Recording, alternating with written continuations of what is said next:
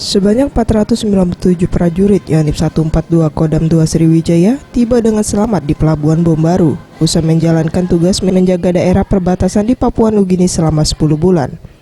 Majen TNI Purwadi Mukson, Pangdam 2 Sriwijaya ditemui usai acara penyambutan mengapresiasi semua prajurit yang terlibat karena bertugas sesuai dengan arahan yang diberikan serta para prajurit dapat membaur dengan kultur daerah setempat.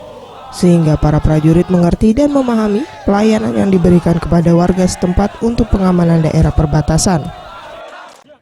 Mereka salah satu yang mendapat apresiasi dari Panglima TNI, Kepala Staf Angkatan Darat maupun Pangdam Cendrawasih, karena mereka bisa membangun komunikasi dengan masyarakat daerah perbatasan dan melakukan kegiatan pembinaan teritorial.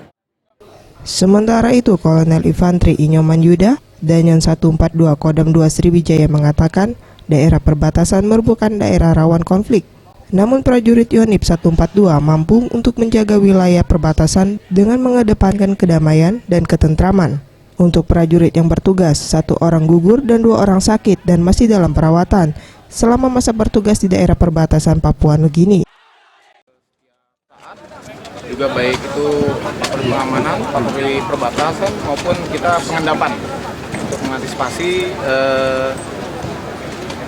masyarakat dari negeri sebelah atau Papua Nugini masuk tanpa izin, karena harus seizin dari kita, di mana instansi di daerah perbatasan Merauke itu tetap tulang punggungnya adalah Satgas.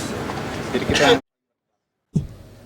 Usai acara penyambutan, para prajurit ini disambut senyum bahagia keluarga yang telah lama menanti dan menunggu anggota keluarganya yang bertugas selama 10 bulan tanpa kontak dan komunikasi. Farel Dwi Satria, Sriwijaya TV.